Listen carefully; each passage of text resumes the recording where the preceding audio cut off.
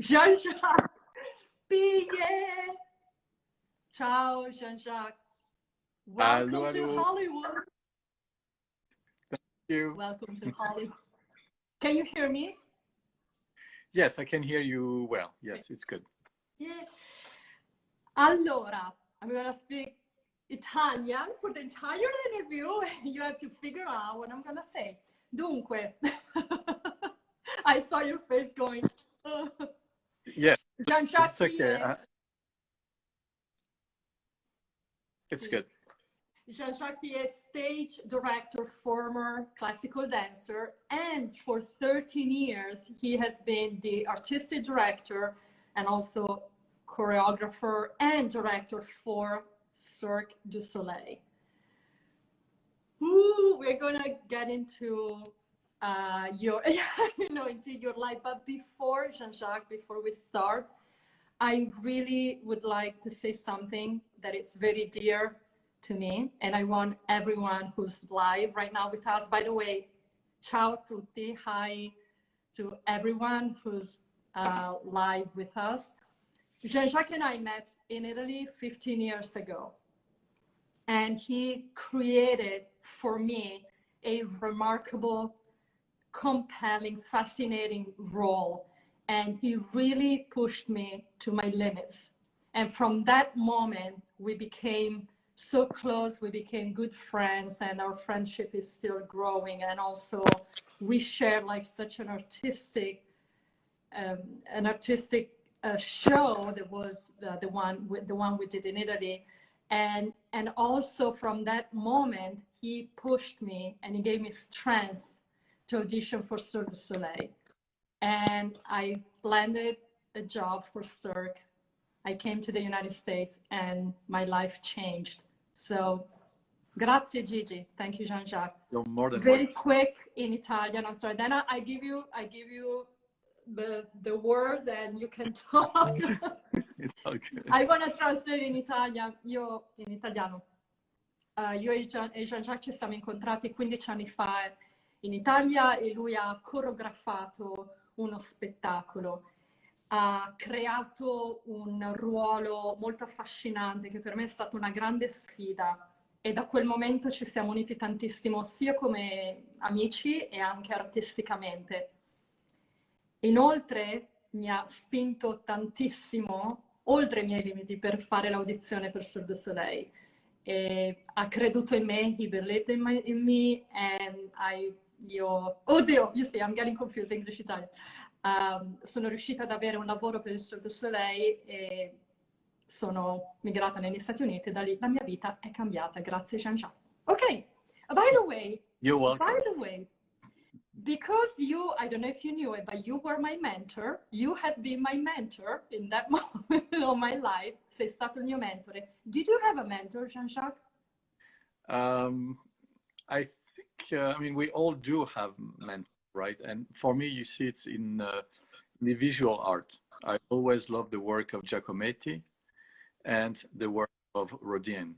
They were the two for me that really touch on my sensibility regarding human nature.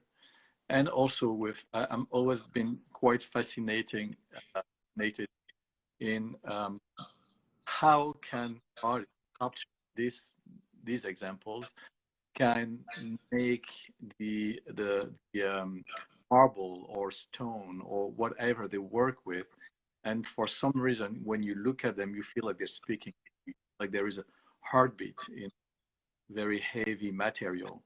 And that for me always such I would have to say a creative vision that can be explained. You know, how can you turn this type of material into a jewel that feel like speaking?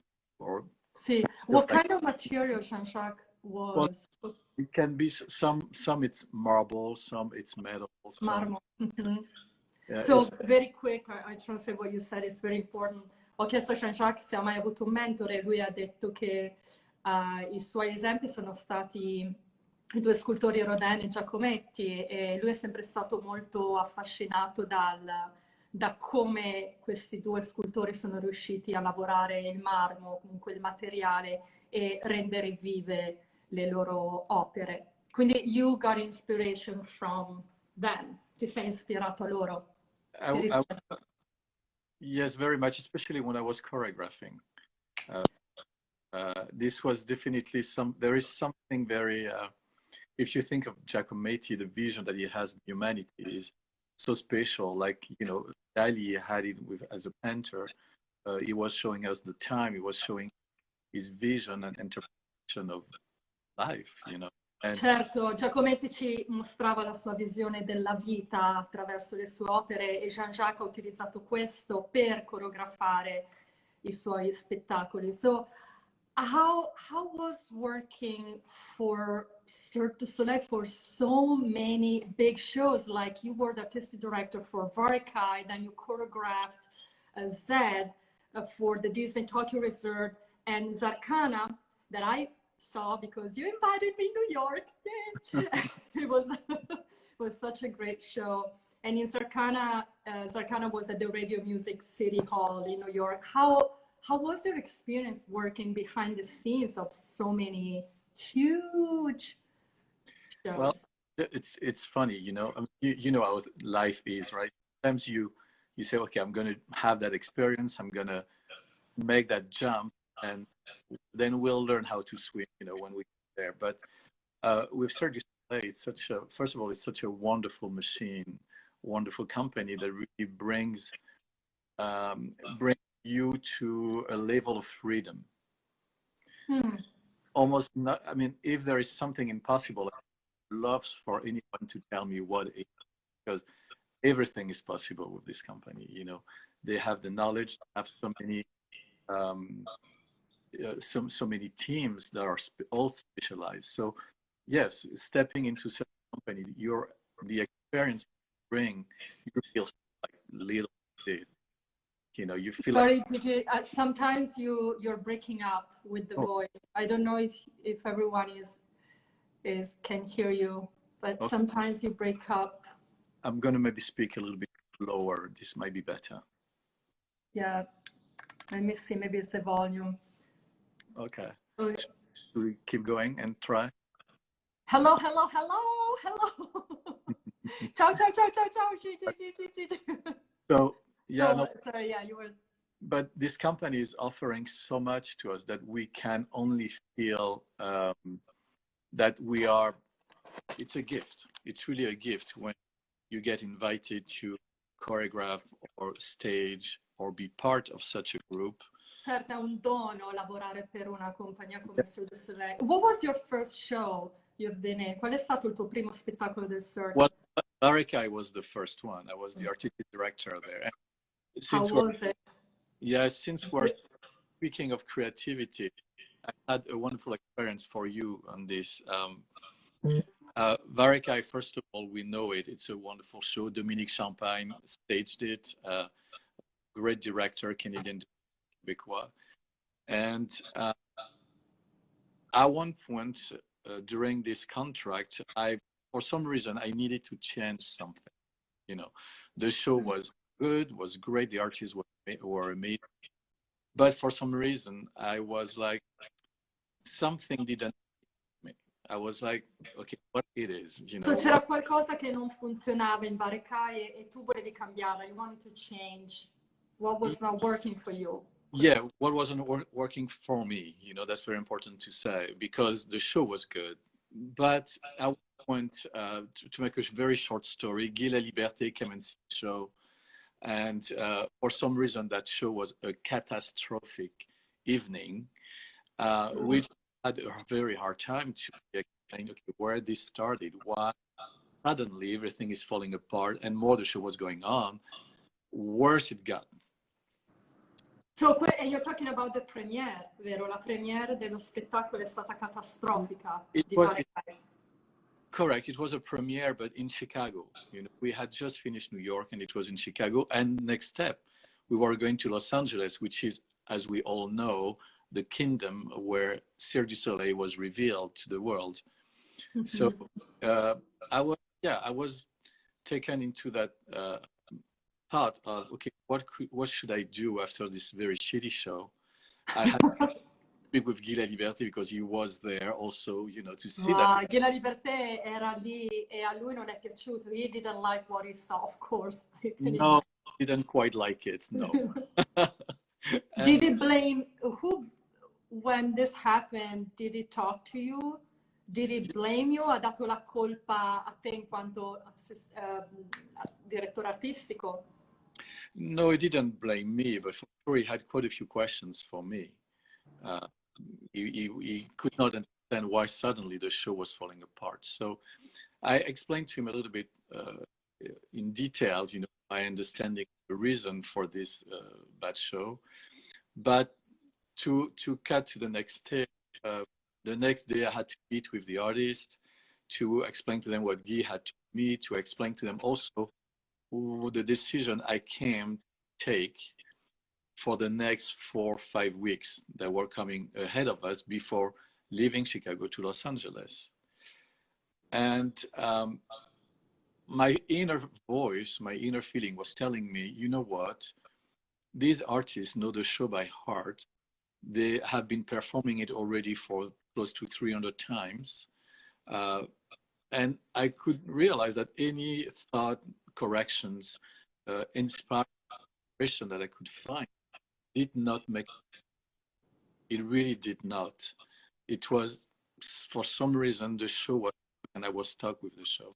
You were stuck, yeah. So Jean-Jacques Pillet ha dovuto prendere una decisione, una seria decisione, perché comunque lo spettacolo non stava funzionando e lui si sentiva quasi bloccato, non sapeva che cosa effettivamente non funzionasse nello spettacolo Varekai. So what I decided to do is to stop correcting the show, to stop talking to the...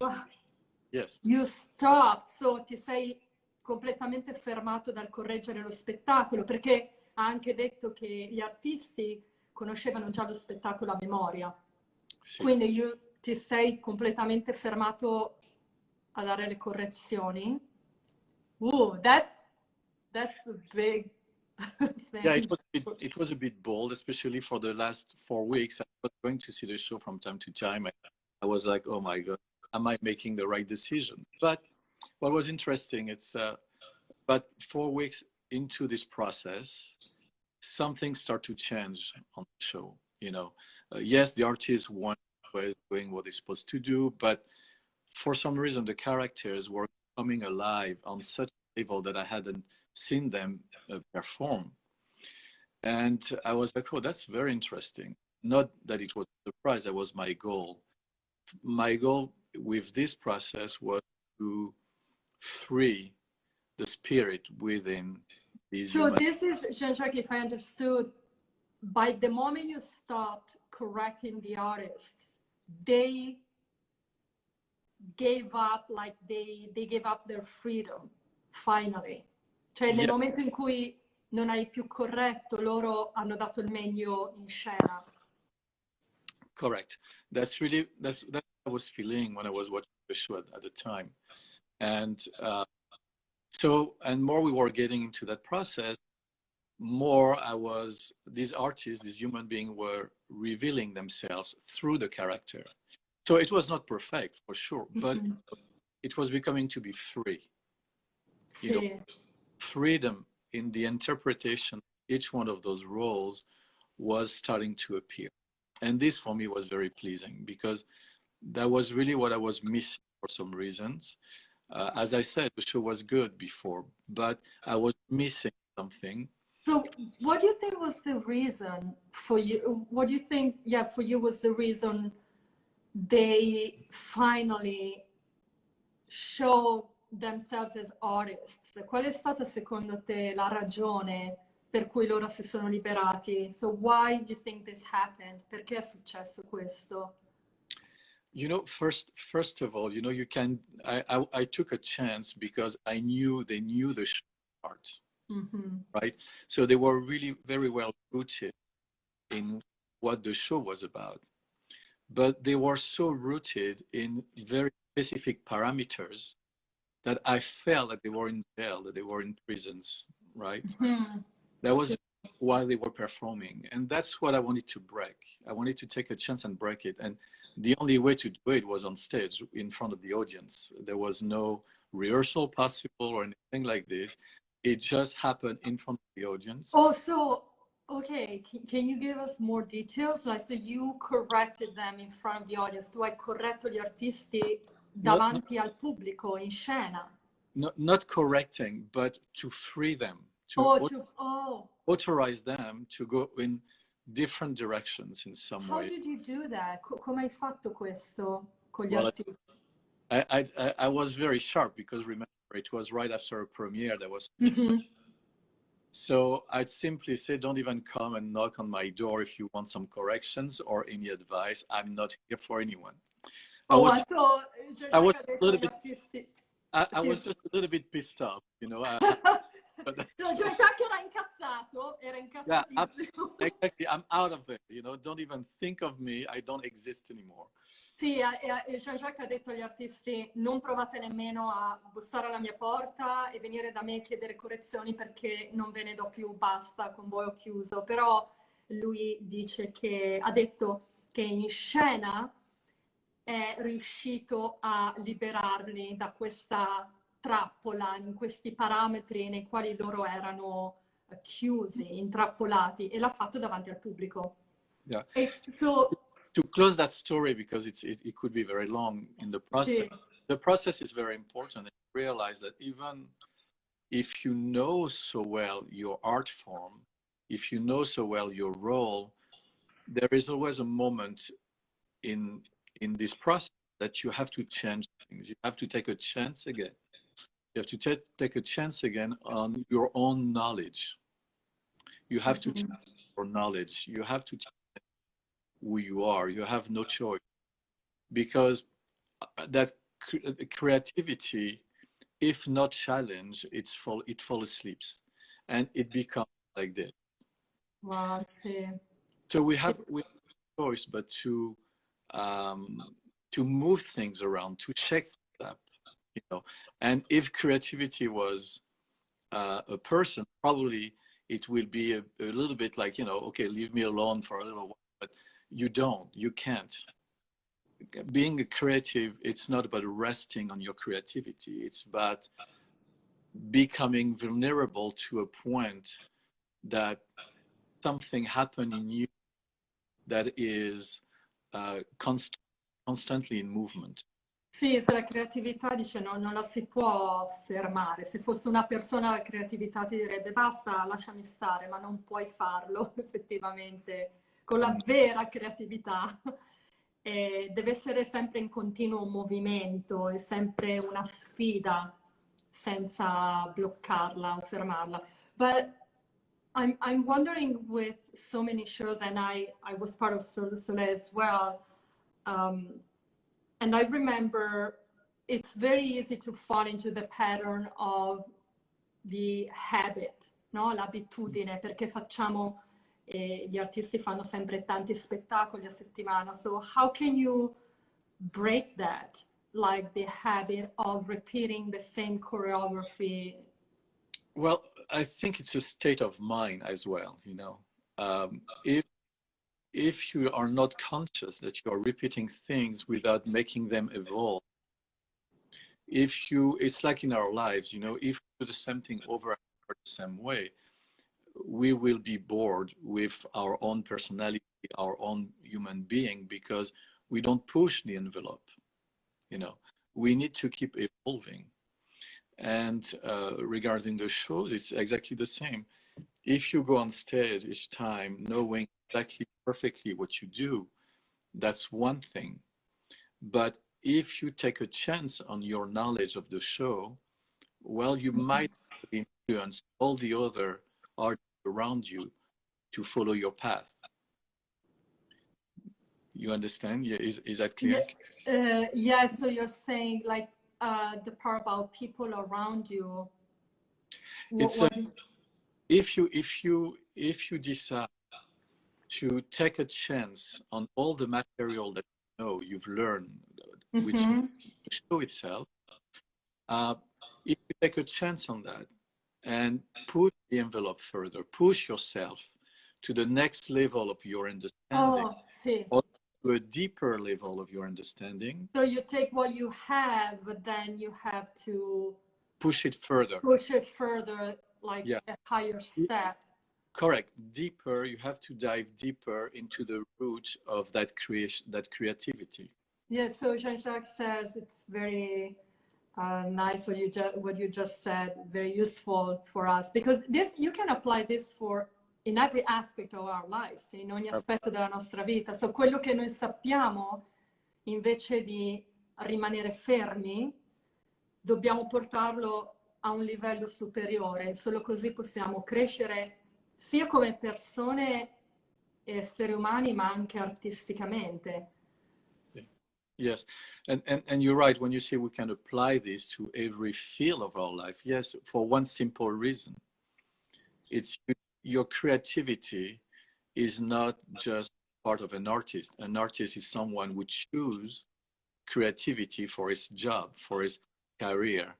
But we all have creativity. We are all creative beings, you know, all of us. We come from the same energy, the same roots, and we have a choice at one point in our life to let it rise and in order to become the language we will be speaking. You know, I often say creativity is, sorry, I took a note of that. Yeah, creativity is a thin thread. Sorry, Gigi, Jean-Jacques, creativity is? Creativity is a thin thread that have a loud voice. Is a thin thread that has a loud voice. A loud voice. So la creatività è un filo sottile con una voce potente. I love it. I love it. No, but it's no, true. But it's a nice image, una bella immagine questa.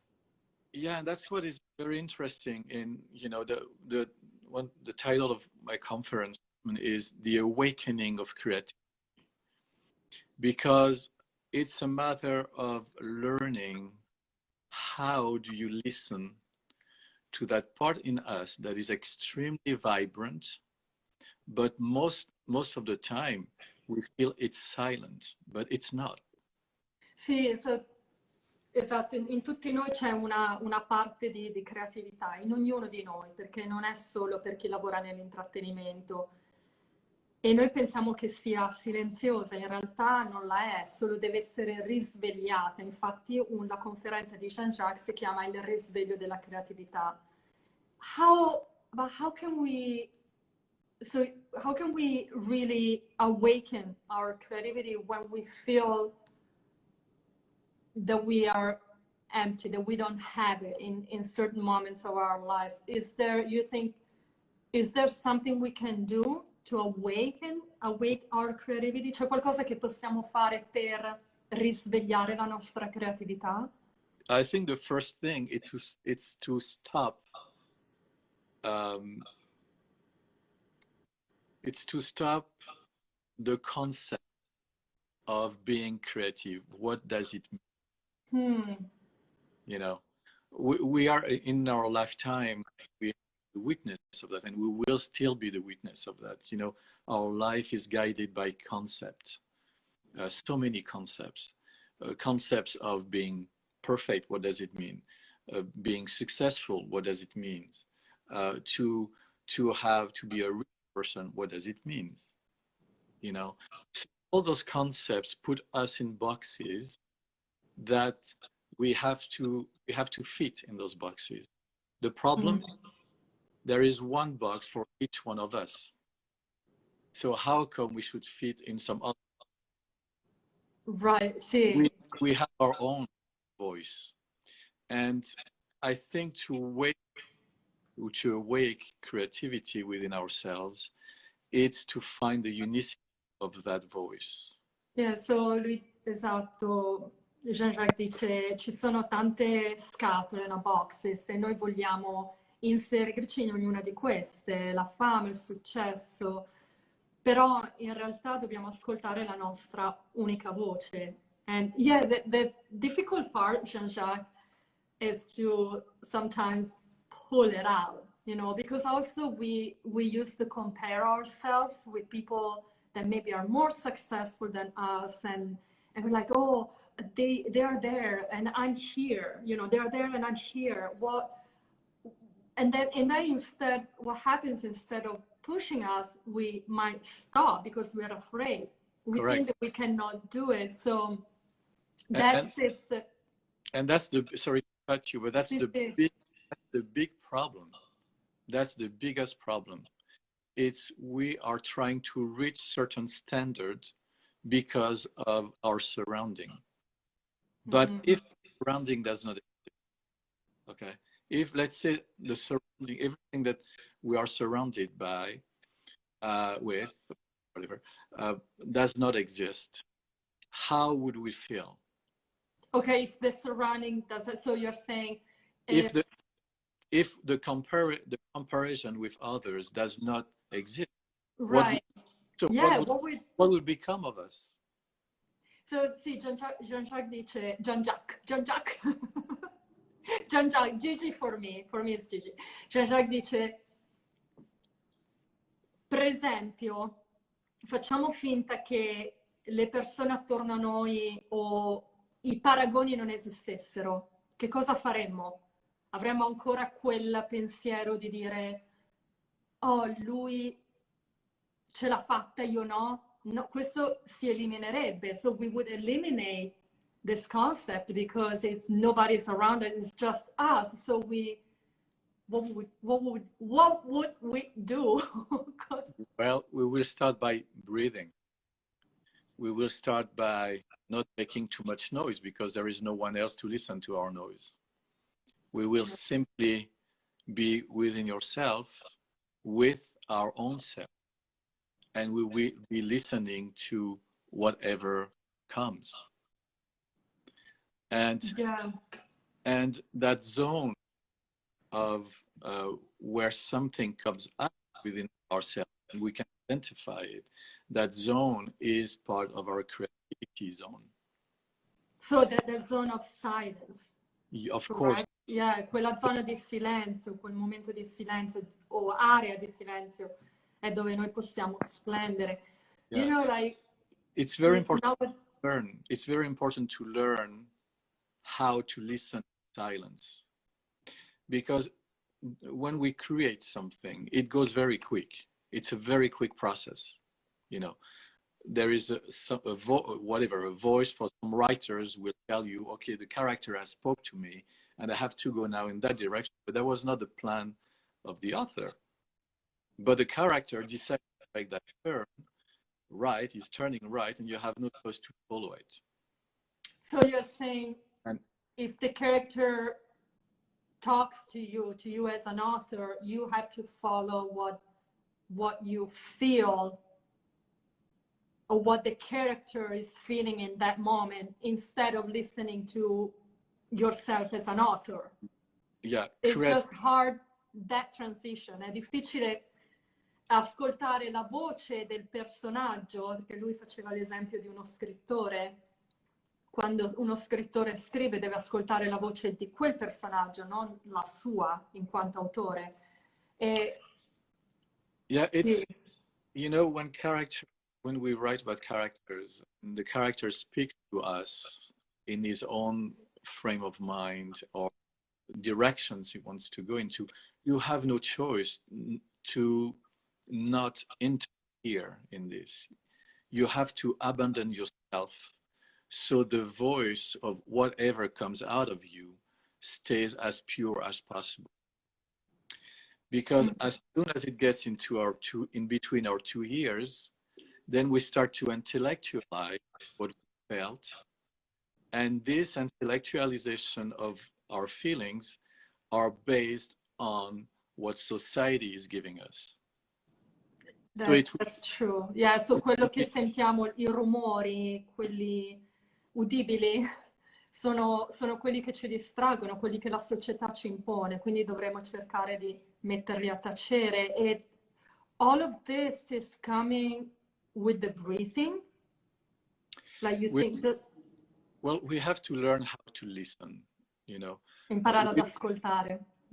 Even if I don't speak about creativity for a second, but we speak with some people around us. We meet people. I mean, not so much these days, but we do meet people, and sometimes we listen or we hear, but we don't listen, but we hear.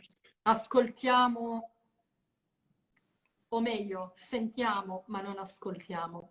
Yeah, and the art of listening is a deeper level of understanding the situation or what's happening within us.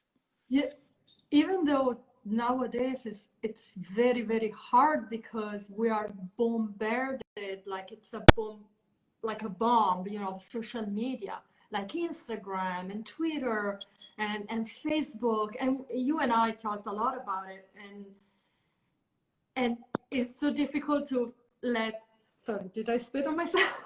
It's so difficult to let that external voice just shut up or shut that up because of social media, that it's imposing us and so invasive in our lives nowadays. È molto invadente ora questo social media di Instagram e Facebook, è difficile mettere a tacere quella vocina e ascoltarci profondamente, perché ora, as you see, like people, like they become famous just like posting a video on YouTube, or like, you know, what the artistic level, what's the artist, what. Yeah, but you know, I feel like, you know, this is a time where creativity is very much how would I say, is very much influenced by what's happening outside of ourselves, you know. And as you're, we get bombarded with all those informations, but those informations are not ours. They are someone else. Certo, sono informazioni che ci arrivano, ma non sono le nostre, arrivano da altri pianeti, other planets. Exactly, and it's not us. And if we have, I remember that quote from, what is his name now? Sorry. I have to. I don't know. Give me 1 second. Yeah. I'm coming back. See. Okay, I'm going to entertain you. I don't know. I can dance. I can't sing very well. How can I forget the great philosopher? Waldo Emerson. Scusa, Jean-Jacques. Ralph Waldo Emerson. Oh, Ralph Waldo Emerson. Sì. Yes. He had said at one point, don't go where there is a path. Instead, go where there is no path and leave a trail. Ah sì, ha detto Ralph Waldo Emerson, non andare dove c'è il cammino, il percorso, ma vai dove non c'è un percorso e lascia una traccia. Absolutely. Beautiful. That's very important. In creativity, when you want to create, is extremely important. Why using a path that was made by someone else when with your own voice, what you can create one? And I think today with all the influence, the outside influence of the surrounding, the very powerful surrounding that exists today, you talk about social media, but it's with everything. Mm-hmm. The sad thing in all of this, we think it's progress, we think it's moving forward, but actually it's moving outside of ourselves. It's not moving forward. Sì, noi pensiamo che questi social media ci portino in avanti e che sia un progresso in avanti. In realtà non è così. Sì. And it's very important to learn how to listen what's happening inside us. Ascoltarci veramente, ascoltare quello che succede dentro di noi. E Jean-Jacques, how would you apply the vulnerability And that's, I know you spoke about in your conference, with the creativity. Well, like you mean insecurity, being vulnerable for you, or maybe if you went down that path when you worked for Cirque, la vulnerabilità nella creatività. I can tell you that you definitely go through great amounts of vulnerability when you create for companies like this, because you have to rise above what you know of yourself. You have to rise above what you know of yourself. Sì, ho Yes. chiesto a di che cosa pensa appunto della vulnerabilità nella creatività, che poi è anche una parte del discorso delle sue conferenze. E lui dice, ovvio che devi andare in quella direzione per poterti scoprire o per creare. So vulnerability makes the best of us. Oh yes, definitely yes. I know it's very, very, very uncomfortable. Vulnerability is often something we want to run away from. But vulnerability, when we really understand what is in the depth of our vulnerability, we will realize by feeling it, having the knowledge that it's there, but not grasping on it, will become a very important strength for our path, not just artistically, but in life.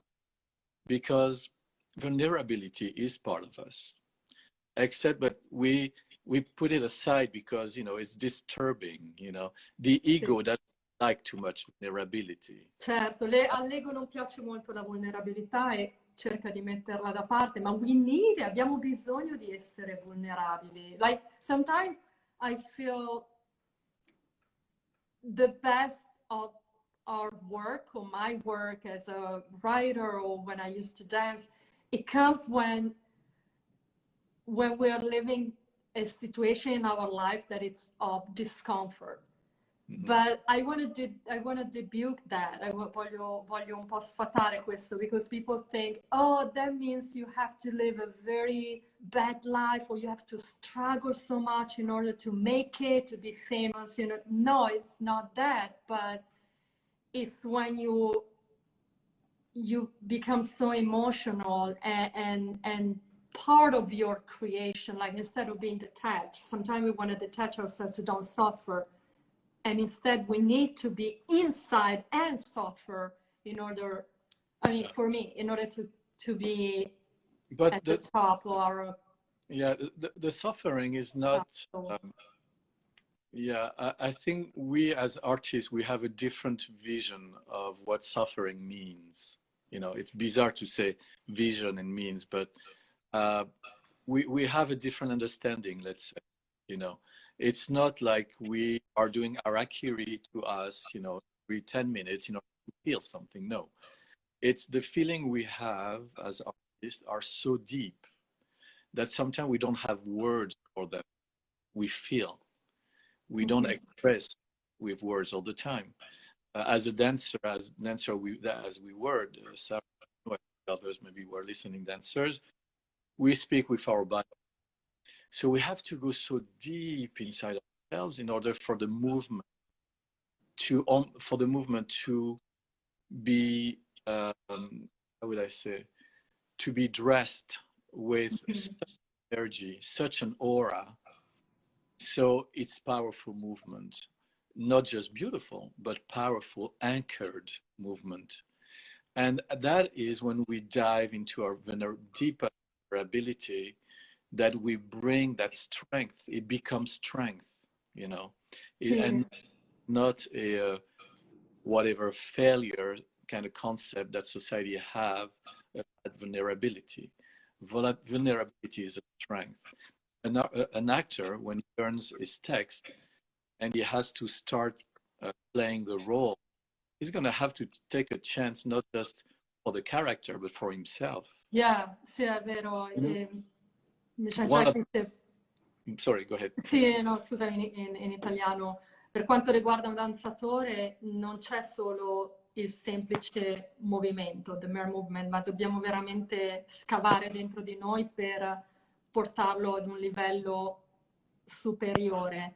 Quindi è una ricerca della nostra vulnerabilità. E poi faceva l'esempio di un attore, quando deve imparare una parte, non sono solo le battute, ma ovviamente deve mettersi a confronto con se stesso. Yeah, for an actor, I feel is so much deeper the work, because it's about words, it's about the personality of another character, sono le parole, le battute, la personalità di un altro personaggio che un attore deve, con cui un attore deve riscontrarsi.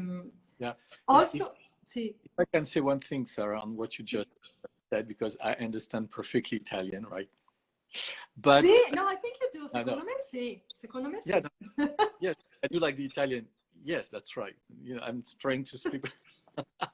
But no, there is something very important that you said, and which I experienced with you when we did this project in Italy, this project Tableau. Sì. There were many moments in your character, in the way you got involved in your character, that Sara disappeared. Oh, thank you, grazie. And the character become you. Yeah, that for me, Jean-Jacques, that was unbelievable. Really, so Jean-Jacques dice, quando lui ha creato il personaggio per me in uno spettacolo italiano, in Italia, che si chiamava Tableau, lui dice che ero arrivata a un punto in cui non vedeva più Sara, ma vedeva il personaggio. But this was thanks to your guide, because you really guided me through that. I remember you saying, think as if you have eyes behind your head, like in the back, and you can see like 360 degrees, and you can see from every angle. Like, mi diceva, quando ha creato questo ruolo, di immaginare di avere degli occhi dietro alla testa e vedere tutta l'angolatura del mondo a 360 gradi. For me it was the first time that a choreographer, a director would say something like this. La prima volta che qualcuno mi dicesse o mi desse questo tipo di indicazioni, perché lì I understood. In that moment I understood. Io ho capito in quel momento, Jean-Jacques. You did an amazing job, like, really. It's rare, è raro. But as you know, also we should not forget, I mean, thank you for your kind word, really, but we should not forget, creation is not one person. Creation is like playing ping pong, right? Sì. And we send each other creativity that we have decided to stage. You know, yes, the creator at one point, of course, will create the path for that solo or whatever that piece we are creating. But in the end, by ourselves, we are no one. Nothing, no magic can happen. So there is a very interesting and very important process that happens in between two beings or a group of beings and the creator in order to elevate that creativity further, higher or deeper, you know, to express from the deepest level of our being. And that's what changed things around, you know. It's not about just getting inspired by, oh, this idea or this thing. Yes, of course, we are surrounded by so many things. That's easy. But what I'm talking about here, and the way we work, you and I, at the time, it's really to dive deeper within yourself to find the full potential, artistically, creatively, of what can become of Sara's ability in that moment, or for this solo, or for this ballet, or play. Beh, certo, Jean-Jacques dice comunque una combinazione di tante teste, cioè non c'è solo una persona che ti guida, e comunque la cosa importante è che nel momento in cui tu ti ascolti è lì che riesci veramente a dare il meglio di te.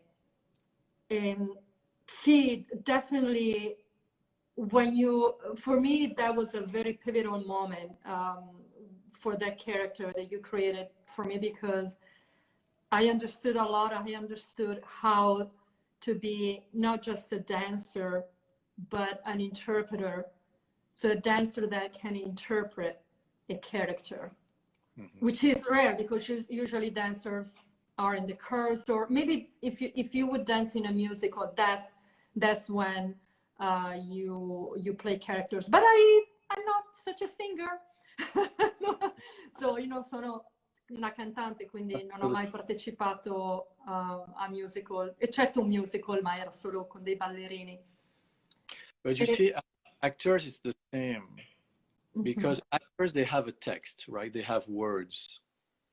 But if they stick to what the words mean without adding who they are within the words, if they don't take the words to become themselves, it will stay flat. It will stay flat, because we have no choice, whatever the medium we are representing, actor, singer, dancer, painter, sculptor, name them, the list is quite long.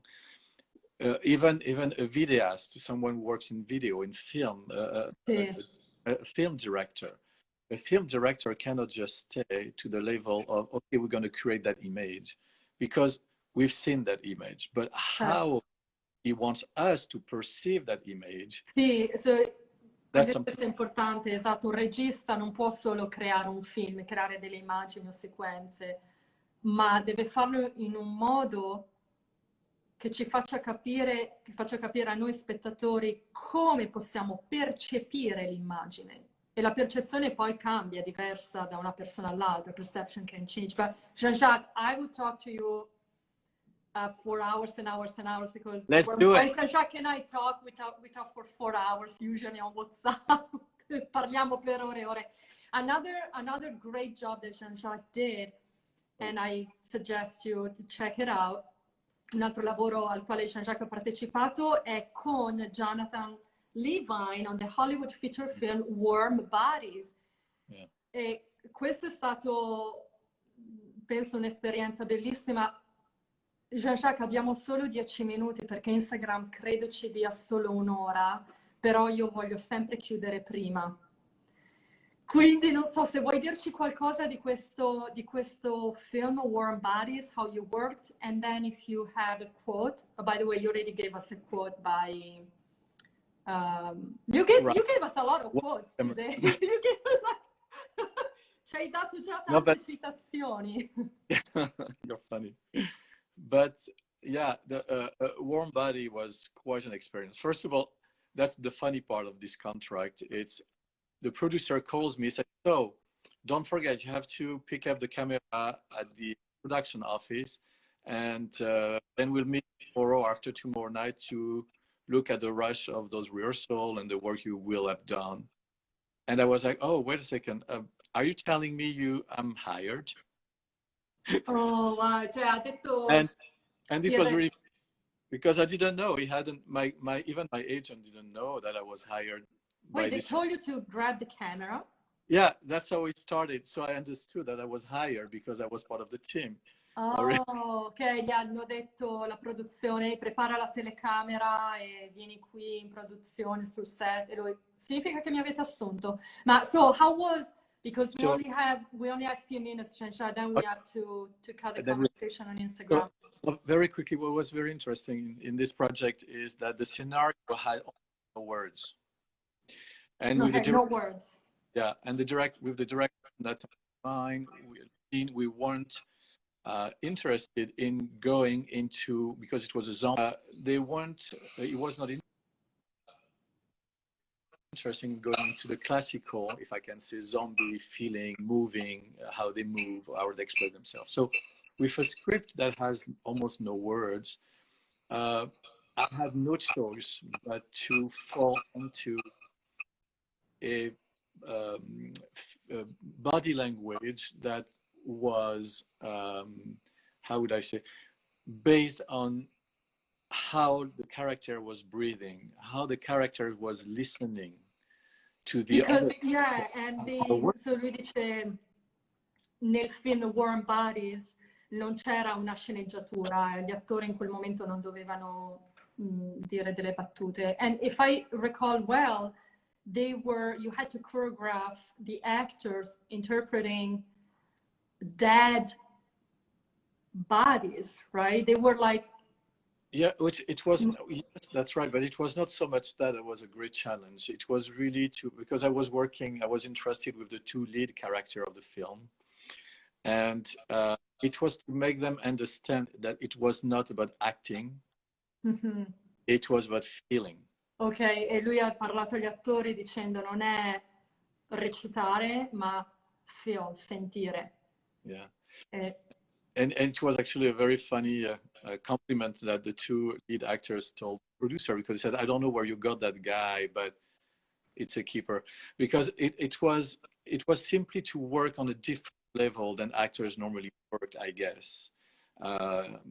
But and this was very interesting. You know, that's what was very inspiring, to go in zone with them where they normally don't go. Sì, sì, è stato un lavoro molto di ispirazione, perché ha dovuto portare gli artisti in diciamo, in a cave, in una, come possiamo dire, a cave in italiano, non lo so. Why did I say cave? I don't know, it came out cave in my mind. So, però portarli, sì, in una situazione dove loro non si sarebbero mai esposti, in un altro lavoro probabilmente, perché anche questo è stato un progetto piuttosto particolare, quindi lavorare con gli attori, trasformare il loro corpo, sentirlo e senza le battute. Tra l'altro, prima di lasciarti andare, Jean-Jacques, you have a company, Arch-Stream Production, e già hai già dei lavori nel bozzolo, insomma, che devono diventare farfalla. You have those jobs in cocoon and they have to become butterflies. I thought you were talking to me about a new recipe that I should try. About what? A pasta recipe of some kind. No, I'm not that a good cook, no. No, but voglio ricordare your production company, Arch-Stream Production, and you have already a lot of projects, because Jean-Jacques is writing so many shows. He already wrote it, by the way. Yes. But now with COVID, everything stopped. But they're going to see the light. So. Yeah, it's many times people have asked me why giving a company such a name, Arch-Stream Production. People find it hard. And I often tell people, you know, creativity, it's like a stream of water. È come la creatività è un ruscello d'acqua. Per quello ha dato questo nome. Yeah, sometimes when it's really hot during summer, a stream, the bed of a stream is empty of water. And that happens with art. Sometimes we can feel empty. Sometimes the inspiration is not there. It's very painful. Nothing is easy about that type of zone that sometimes we can find ourselves, but that's part of the process. It never really lasts forever. A volte ci sentiamo vuoti, svuotati, come capita a un ruscello, appunto, per quello ha nominato la sua compagnia Arch-Stream. So we want to see the light, the sunlight of your... But just to complete the thought, sì. Even if the bed of that stream there is no water, it's dry, the first rain that will come, the rain will fall back into the bed and we'll start singing again. So anche quando un ruscello è secco, senza acqua, con la prima pioggia si riempie di nuovo. And this happens with our first probably inspiration that comes to us. We fill out our brain, our soul and heart with that rain. Correct. Yes. Absolutely. It's a flow. The flow of creativity can never be stopped. It can be hurt. It can be off sometimes, but it can never be stopped. And the harsh, it's for all the stones there is in the bed of a river. Whatever how many stones, big stones, small stones, whatever the ambush that will be found on the path of this water, it will always be able to find a bed on the other side. And that's very important to remember, because creativity is that. Creativity is not easy, it's not hard, it's a flow that we authorize to come and we let it rise. È un flusso che noi autorizziamo a venire. Ovvio, si può fermare, si può bloccare, intrappolare, però è sempre lì presente, come le pietre in un ruscello. So many images! Tante immagini. Gigi, we gotta go, we gotta go. Dobbiamo andare, perché la mia paura è sempre quella che Instagram non salva il live, e se non ce lo salva dobbiamo rifarlo e tu dirai yeah o no. E anch'io sarei contenta, perché vorrei fare un live con te di 5 ore.